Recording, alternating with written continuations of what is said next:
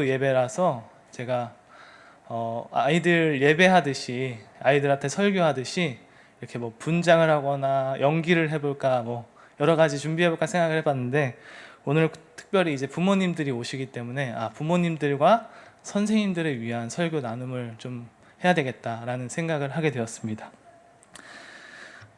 요즘 초등학생들을 부르는 신조어가 무엇인지 아십니까? 네, 바로 잼민이라는 단어입니다. 혹시 들어보신 적 있으신가요? 너희들은 다 듣는 얘기고요. 이 단어는 최초에 재미있는 어린이를 잼민이라고 부르며 시작되었는데 현재는 어리숙하거나 감정 조절이 안 되고 주제와 상관없는 말을 하는 아이들을 비방하는 용어로 사용됩니다. 그러니까 초등학생들을 야, 너 잼민이? 라고 부르는 것은 너희랑은 대화가 안 통한다는 말이에요. 또 요즘에는 무슨 리니 이런 단어가 유행하고 있습니다. 무슨 말이냐면은 어린이의 리니를 따서 무언가에 미숙한 사람을 부르는 용어입니다. 예를 들면 골린이라고 하면 골프를 시작한 지 얼마 안 되는 사람, 요린이라고 하면 요리에 미숙한 사람, 또 설린이라고 하면 저와 같이 이제 설교의 초보자들을 불러서 하는 얘기겠죠. 그래서 리니라고 부르면서 무언가에 미숙한 사람들을 말합니다. 이렇게 세상에서는 어린이와 초등학생들을 미숙하고 불안하고 대화가 안 되는 존재로 인식하고 있습니다. 실제로 저희 유년부 초등부 학생들과 대화를 나누면 어떨까요? 네, 좋아요. 네, 저도 저희 학생들을 만나고 이제 교육하다 보면은 좋긴 하지만 저 혼자 어떤 다른 세계에 와 있는 것 같고 이 아이들의 대화에 끼기가 굉장히 어렵구나라는 것을 깨닫게 됩니다. 이 아이들에게 내 말이 지금 내 교육이 전달되고 있는가, 영향이 있는 것인가 이제 생각하게 됩니다. 그러나 우리는 이 학생들을 어떻게 바라봐야 합니까? 당연히 그렇죠? 이렇게 걱정하지 마세요. 이런 식이에요, 저희가. 다 이런 느낌이에요, 계속 예배가. 걱정하지 마세요. 그런데 이 순간에 우리 부모님들과 성도님들이 집중해 주시는 모습을 보여주셔야 되는 거예요. 자, 당연히 예수님의 마음으로 그들을 품고 복음을 전해야 된다고 아주 교회적인 언어로 말할 수 있을 것 같습니다. 그러나 제가 몇몇 교회들을 돌아다녀 보면 이제 뭐 전체 주일학교 통계는 아니지만 제가 돌아다녀 본 교회의 통계상 가장 교사 지원이 적은 부서가 유년부, 초등부 부서입니다. 그만큼 이 아이들이 쉽게 감당이 안 된다는 것이죠. 특별히 이제 5, 6학년이라고 불리는 이 소년부라고 불리는 부서가 굉장히 교사 지원이 힘듭니다. 왜냐하면 솔직히 이제 초등학교 1, 2학년 전까지는 아이들이 아직 귀여운 모습이 남아 있습니다. 그리고 선생님이 뭐 하자 그러면 잘 따라오고, 그런데 이제 3학년만 넘어가면 그거 하기 싫어요, 그거 왜 해요, 제가 왜 해요, 이런 말들을 이제 하기 시작합니다. 그리고 고학년이 되고 신체가 발달하면 이 팔다리가 길어지고요, 귀여운 모습이 좀 사라지고, 저희 어머니께서 저에게 이제 초등학생 때 해주신 말씀인데 저는 그렇게 생각하지 않습니다. 근데 저에게 징그럽다 이렇게 표현하시더라고요. 징그럽다. 물론 전 아닙니다. 그리고 여기에 대화가 잘 통하지 않고 애들이 애들처럼 대화하는 것을 싫어합니다. 이상하죠? 그러니까 이제 귀여운 나이도 벗어나고 말도 잘 안 통하고 나가서 떡볶이도 자주 사줘야 되고 뭐 하자 그러면 그거 왜 하냐 그러고 예수님 얘기하면 지루하다 그러고 설교 시간에 딴짓하고 맨날 구하기도 힘든 무슨 포켓몬빵 같은 거, 포켓몬 카드 같은 거 구해가지고 아이들 미끼로 사용해야 되고, 이게 우리 선생님들의 현실입니다. 이들에게 교회는 복음보다 재밌어야 한다는 거죠. 복음보다는 자신들의 필요를 채워줘야 한다는 것이죠. 그렇다면 이 자기들만의 세계에 갇힌 초등학생, 이 잼민이들에게 어떻게 복음을 전할 수 있을까요? 아니, 과연 이들의 나이에 예수를 나의 주로 영접할 수 있을까요? 그런데 놀라운 것은 여기 서 있는 제가 초등학교 3, 4학년 때 예수님을 만났고 이 자리에 서 있게 되었습니다. 제가 초등학교 3학년 때 놀이터에서 형과 놀고 있었는데 어떤 교회 선생님께서 오셔서 돈가스를 사줄 테니 교회에 가보자고 하셔서 그렇게 교회에 가게 됐고, 돈가스입니다. 돈가스 전도사라고도 불러요, 저를. 그래서 지금까지 예수님을 믿고 살아가고 있습니다. 자, 오늘 본문은 이제 여름성경학교 주제의 말씀이기도 하지만 제가 유년부 초등부 학생들을 가르칠 때 왜 이들이 예수 그리스도를 만나야 하는가에 대한 답을 제시하는 본문이기도 합니다. 오늘 저희가 읽은 본문은 제목이 가나의 혼례 잔치입니다. 1절에 예수의 어머니 마리아가 그 결혼식에 이미 계셨고 음식을 떨어지는 것을 관리하고 종들에게 명령하는 모습을 통해 많은 학자들은 마리아가 그 결혼식 당사자의 가족이었다는 것을 예측합니다. 그러니까 마리아가 가족이었기 때문에 그들의 결혼식의 진행을 도울 수 있었다는 것이죠. 예수님도 그 결혼식에 초대되어 제자들과 함께 갔는데 그만 포도주가 떨어진 것입니다. 마리아가 그것을 예수님께 알리자 어머니에게 약간 예의 없는 듯한 여자요 라고 말하며 내 때가 아직 이르지 않았습니다 라고 말씀하시지만 결국 물을 포도주로 바꾸시는 기적을 일으키셨습니다. 그런데 여기서 여자여 라는 단어는 한글 번역의 아쉬움이지 예수님께서 절대 버릇없게 이렇게 말씀하시는 것은 아닙니다. 원문으로는 정중하게 어머니를 부른 단어라고 합니다. 하여간 예수님께서는 그 항아리의 물을 포도주로 바꾸시면서 이 결혼식이 순탄하게 진행되도록 합니다. 요한은 이것을 의도적으로 첫 표적이라고 기록했습니다. 그리고 이것을 기적이나 이적으로 표현하지 않고 표적이라고 한 것은 이 기적이 무언가를 가리키는 표지판 역할을 하기 때문입니다. 오늘 본문이 참 우리 유초등부 학생들에게 잘 맞는다고 생각이 되었던 것은 왜냐하면 우리 아이들은 무언가를 보아야 믿는 아이들이기 때문입니다. 이제 무슨 말이냐면 저희 선생님들께서 오늘은 약간 율동을 이렇게 하시지 않으셨지만 실제로 저희 부서 예배에 올라오시게 되면 아이들보다 더 열심히 율동하시는 선생님들을 볼 수 있습니다.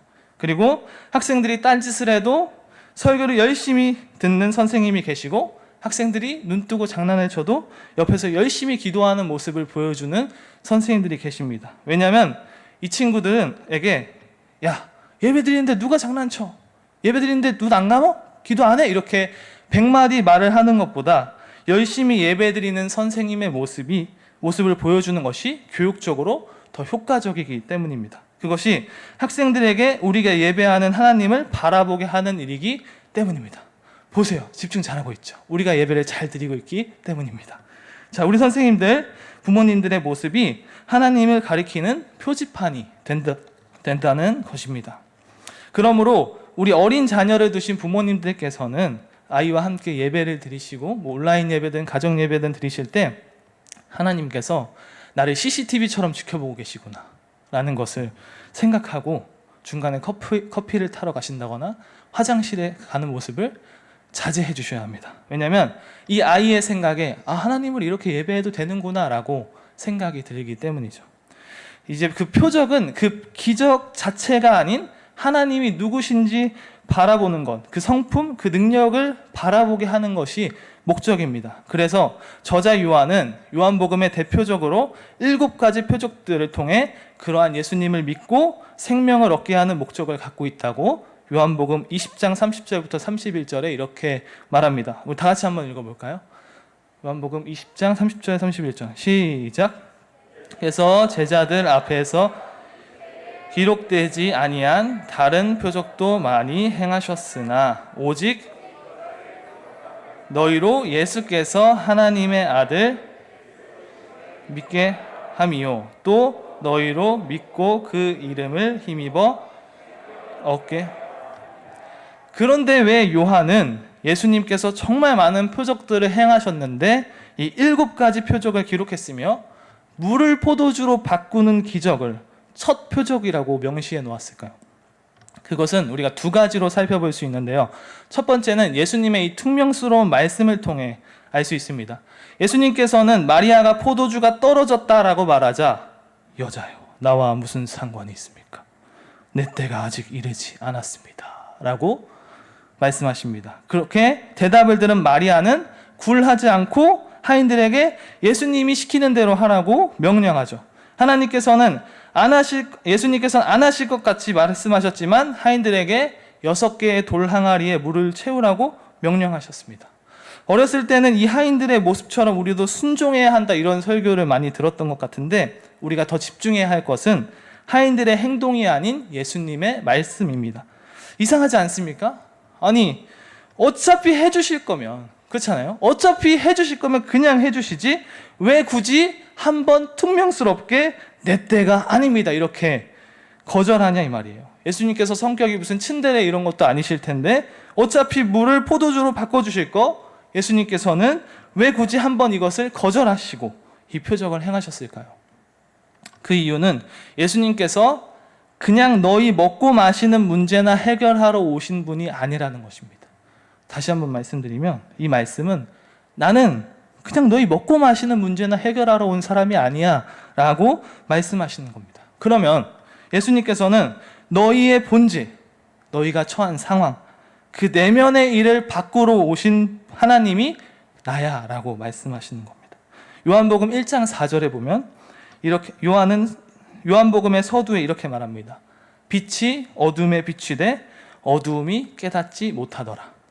요한복음의 가장 큰 주제가 이 세상이 어둠이고 예수님께서 그 어둠의 빛으로 오셨다는 것입니다.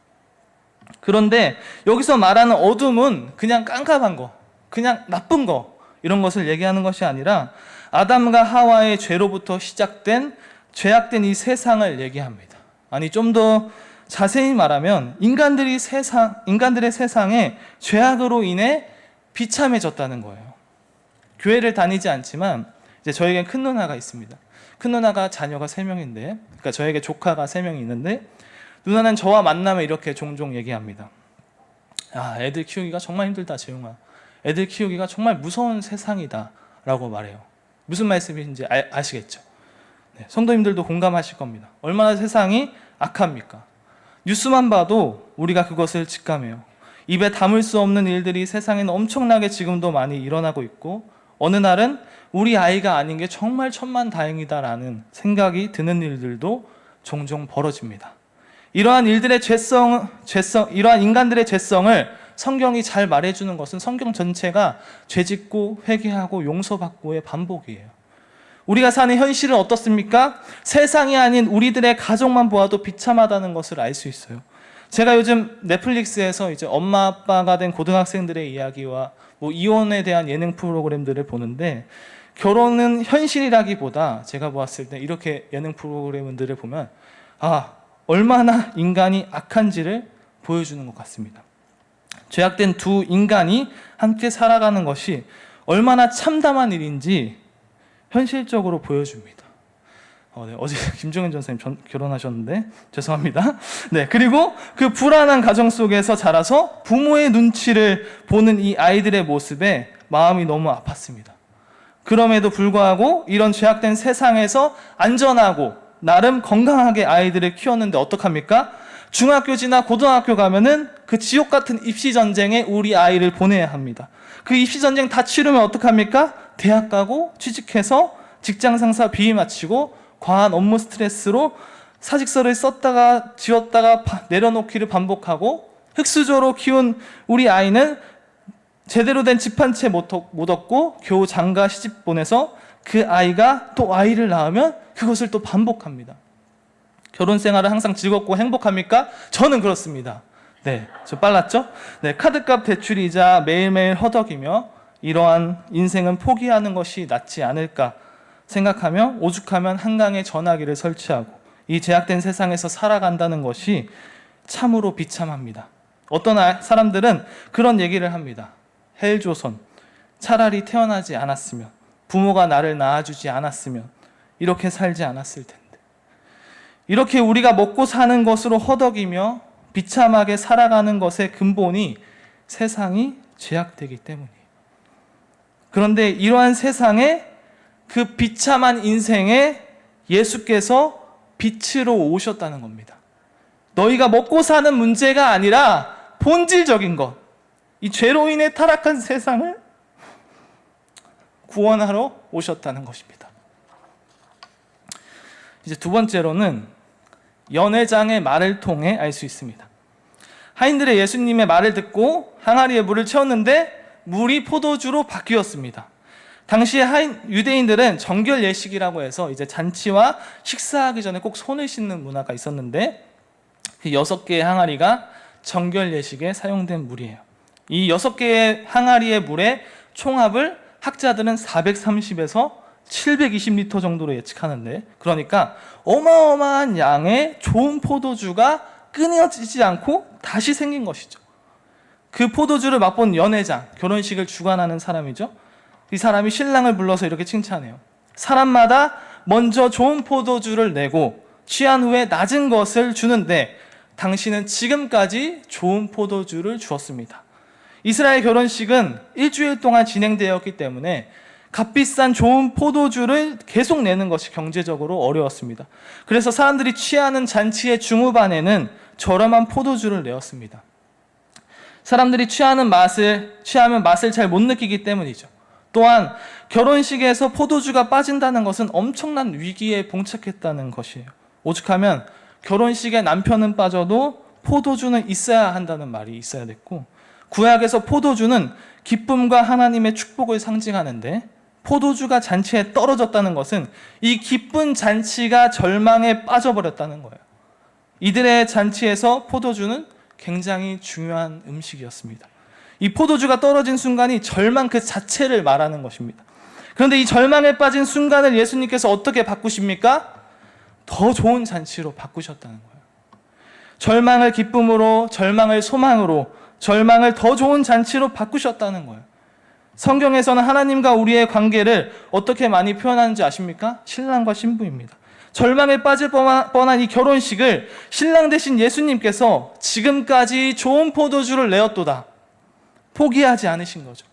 절망과 비참과 죄악에 빠진 우리와의 이 관계를 신랑은 지금까지 소망과 희망, 기쁨으로 포기하지 않으신 겁니다. 요한은 왜 요한복음의 첫 표적을 물을 포도주로 바꾼 결혼식으로 기록했습니까? 죄악 때문에 비참해진 어두운 너희의 인생의 근본을 기쁨으로 새롭게 바꾸기 위해 오신 분이 예수님이다. 그 예수님께서 너희를 포기하지 않으셨다는 것이에요. 제가 초등학교 때 3학년 때부터 교회를 다녔다고 말씀드렸습니다. 그때 당시 저희 교회가 이제 주일에 초등부 새벽 예배가 있었어요. 제가 알기로는 그것이 이제 교사 모임이었는데, 그러니까 선생님들이 아침 7시부터 주일에 오셔서 기도회를 하셨던 거죠. 지금 하자는 건 아닙니다, 선생님들. 긴장 안 하셔도 됩니다. 네. 지금 하자는 거 아니에요. 네. 근데 제가 주일날 선생님들 기도하는 그 아침 7시부터 가가지고 저녁이면 집에 오는 학생이었습니다. 그러니까 정말 열심히 교회를 다녔던 초등학생이었던 거죠. 그럼 이제 기도회 마치면 뭐 하냐? 그때는 이제 신방이란 단어를 뭐 약속 잡고 만나서 가서 얘기 나누는 시간이라고 신방을 하지 않았고, 아침에 그 기도회 끝나고 아이들을 데리러 다니는, 그때는 교회를 다니지 않는 친구들, 부모님들이 많았기 때문에 그것을 같이 돌아다니는 것을 신방이라고 했고, 제가 거기에 함께 가서 선생님과 아이들을 신방하고 돌아다녔습니다. 그러니까 정말 열심히 교회를 다녔던 학생이었죠. 근데 왜 그렇게 열심히 교회를 다녔냐면, 물론 교회가 너무 좋아서도 있었지만 가정이 불안했기 때문입니다. 저희 부모님께서 대화를 하시다가 밤만 되면 언성이 높아지시고 싸우시고, 어느 날은 무언가가 날아다니기도 하고 어느 날은 무언가가 깨지기도 했습니다. 왜 그렇게 싸우셨을까요? 잘 아시다시피 돈 문제였어요. 그런 상황에서 어린 저와 형은 이불을 덮고 자는 척을 했습니다. 무서웠기 때문이죠. 그런데 주일이면 학교에 안 가니까 아침부터 그 싸우는 소리를 듣고 있는 거예요. 그런데 어느 날 어떤 주일학교 선생님께서 돈가스를 사주시겠다고 교회에 저와 형을 데리고 가셨는데, 교회에 가니까 너무 좋은 거예요. 왜냐하면 첫 번째로 교회에 발만 들였는데, 교회에 문턱만 밟았는데 선생님들이 너무 사랑한다고 얘기를 많이 해주고 칭찬도 많이 해주고, 잘 왔다고, 우리 재용이 왔냐고 막 이러면서 너무 사랑을 많이 해주셔서 여기는 뭘 한 것도 없는데 가기만 했는데 이렇게 칭찬을 해주네, 이렇게 되게 많은 사랑을 그때 받았던 것 같습니다. 그리고 두 번째로 그 선생님들이 맛있는 간식을 사줬습니다. 정말 맛있는 간식, 떡볶이며 뭐 돈가스며, 그때는 컵탕수육이 있었는데 제가 제일 좋아했던 메뉴입니다. 컵탕수육을 사주시고, 그리고 세 번째로 교회 친구들이 너무 착한 거예요. 그래서 교회 가니까 선생님 계시고 이 간식도 맛있는 거 먹고 친구들이랑 재밌게 노니까 너무 좋은 겁니다. 그래서 저한테는 거의 이게 삼위일체였습니다. 네. 네, 지금은 물론 아닙니다. 지금 물론 아닌데 이때 당시에는 이것 때문에 너무 교회 가는 게 좋고 너무 행복했습니다. 근데 어느 날 주일학교 전사님이 설교를 하시는데 하나님께서 나의 기도를 들으신다는 거예요. 두 손을 모으고 두 눈을 감으면 너가 어디 있든지 그 기도를 하나님께서 들어주신다는 거예요. 그래서 그날은 저녁에 부모님이 싸우시는데 이제 이불을 덮고 그날은 자는 척이 아니라 기도를 드렸습니다. 하나님, 이 싸움이 끝나게 해주세요. 집안의 문제가 해결되게 해주세요. 이렇게 기도를 드렸습니다. 그런데 부모님의 싸움이 끝났을까요? 네, 아닙니다. 네. 더 심하게 싸우시더라고요. 끝나진 않더라고요. 당시에는 하나님이 왜 제 기도를 듣지 않으시나요? 왜 우리의 문제를 해결해 주시지 않나요?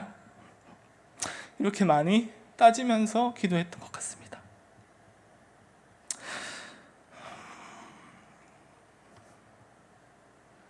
그런데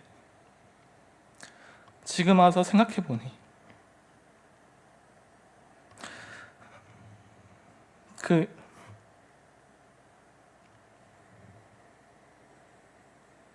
죄송합니다. 그 이불 속에서 기도를 드렸던 주님, 그 주님이 계시지 않다면 제가 성품이 그렇게 나쁘지 않아서 폭력적이거나 되게 나쁜 아이가 됐을진 않을 것 같지만 이렇게 생각하고 자랐을 것 같습니다. 인간의 인생이라는 것이 참으로 비참하구나. 인간의 인생이라는 것이 참 비참하구나. 그런데 그 이불 속에서 기도드렸던 주님이 계셨기 때문에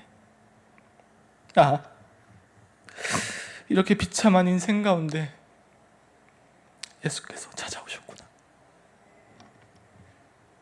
이렇게 비참한 인생 가운데, 우리의 어두운 인생 가운데 예수께서 빛으로 오셨구나라는 것을 생각하며 살아가게 되었습니다. 사랑하는 성도 여러분, 부모님들, 우리 아이들이 이 험한 세상 살아가게 한다는 것이 참으로 비극으로 느껴질 때가 많습니다. 이런 세상에서 내 아이를 어떻게 키우지? 능력은 안 되지만 좋은 교육을 받게 하고 싶고 건강하게 자랐으면 좋겠고, 우리는 못 먹더라도 아이들은 좋은 거 먹고 좋은 거 입히고 대학 가고 취직하고 결혼하게 되면 얼마라도 손에 쥐어주고 싶고 열심히 피땀 흘려 벌고, 그런데 자식들은 부모님 뜻대로 따라옵니까? 절대 아닙니다. 혹여나 안 좋은 친구들과 어울리지 않을까, 학교에서 따돌림 당하지 않을까 걱정합니다. 사회에선 잼민이라 부르며 감정 조절이 서툴고 대화가 안 되는 것 같은 우리 아이들이지만, 제가 이 아이들을 한 명 한 명 만나다 보면 이 아이들에게도 엄청난 아픔을 가지고 있습니다. 가정에, 개인에게 아픔들을 갖고 살아갑니다. 이 아이들이 좋은 거 먹고 좋은 환경에서 자라는 것도 정말 중요하지만 먼저는 이 어두운 세상에 빛으로 오신 그 예수님을 만나야 하지 않겠습니까? 그것이 이 아이들이 험난한 세상 살아갈 때 더 큰 도움이 되지 않겠습니까? 그리고 우리 선생님들, 우리는 아이들에게 좋은 것을 주려고 정말 많은 노력들을 하십니다. 이번 성경학교 때는 외부로 막 나가기도 하고요, 활동들도 많이 준비해 주시고 달란트 시장, 가끔은 열심히 포켓몬빵을 구하러 다니기도 하십니다. 물론 그것들이 너무너무 중요하지만, 그러나 우리가 정말 이 아이들에게 가르쳐야 할 것, 절망의 시간에 우리를 찾아오신 예수 그리스도 아니겠습니까? 그것이 비록 울리는 꽹과리와 같은 소리일지언정 우리는 어떻게든 이 아이들에게 예수 그리스도를 전해야 합니다. 이 비참한 세상살이 가운데 소망 되신 예수님, 그분을 전할 수 있고 알려줄 수 있는 우리 부모님들, 선생님, 성도님들, 그리고 새롭게 하신 예수님을 만나는 우리 유초등부 학생들 되기를 간절히 소망합니다. 이 시간에는 잠시 찬양하고 저희 기도하려고 하는데요, 볼 수 없어도라는 아까 우리 아이들이 부른 찬양입니다. 저희 이 찬양이 아이들이 고백할 때 눈물이 정말 많이 납니다. 왜냐하면 볼 수 없어도, 만질 수 없어도 그 이름 나는 믿을 수 있어요. 이 아이들이 볼 수 없어도, 만질 수 없어도 그 이름 나는 믿을 수 있어요 라고 고백하는데 눈물이 많이 납니다. 우리 함께 이 찬양 함께 하고 함께 기도하겠습니다.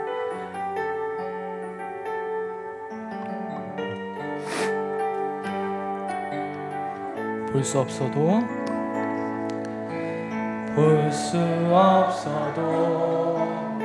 만질 수 없어도 그 이름 나는 믿을 수 있어요. 말씀 주시고 비춰주 주님, 영원히 주님만 신뢰해 드려요.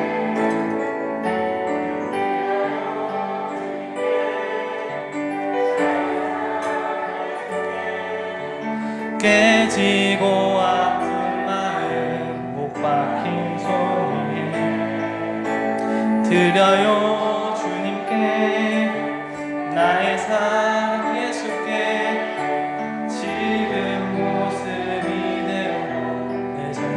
네, 이런 찬양입니다. 우리 한 번 더 찬양해 보겠습니다. 볼 수 없어도 만질 수 없어도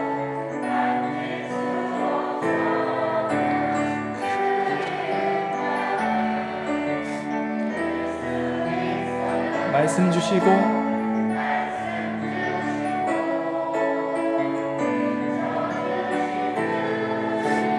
영원히 드려요. 주님께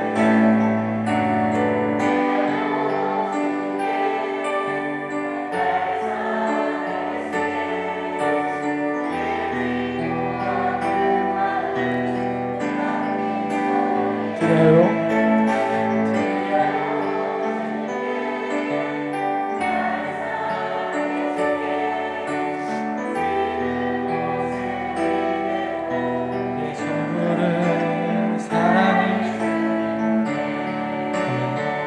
이 시간 기도해 주실 때 죄악으로 비참해진 세상 가운데 소망 되신 예수님을 만나고 그 예수님과 평생을 함께 살아가는 우리 유년부 초등부 학생들 될 수 있도록 기도해 주시고, 두 번째로 우리 선생님들을 위해서 기도해 주시면 좋겠습니다. 우리 선생님들 평일에는 직장으로 수고하시고 주일에 예배 마치고 남편들 자녀들 밥 차려줘야 되고 이렇게 수고하시는 선생님들, 가정과 직장에 주님 함께 해주세요. 기도해 주시고, 그리고 우리 선생님들 중에 자녀가 또 남편이 교회를 다니지 않는 분들이 계십니다.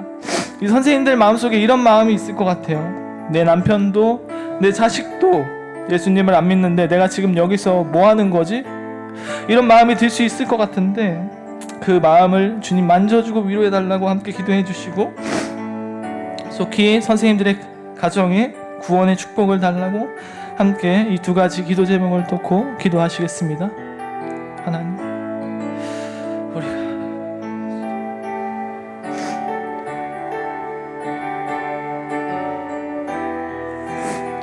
예수님을 만나는 되게 하시옵소서.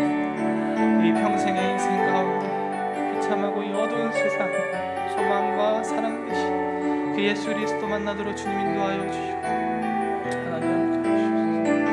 아버지 감사합니다. 주님, 우리 아이들 이 어두운 세상 가운데 예수 그리스도 한 분을 믿어 비참한 세상 가운데 예수님께서 찾아오시고 깨달을 수 있도록 주님 인도하여 주시옵소서. 아버지, 우리 사랑하는 선생님들,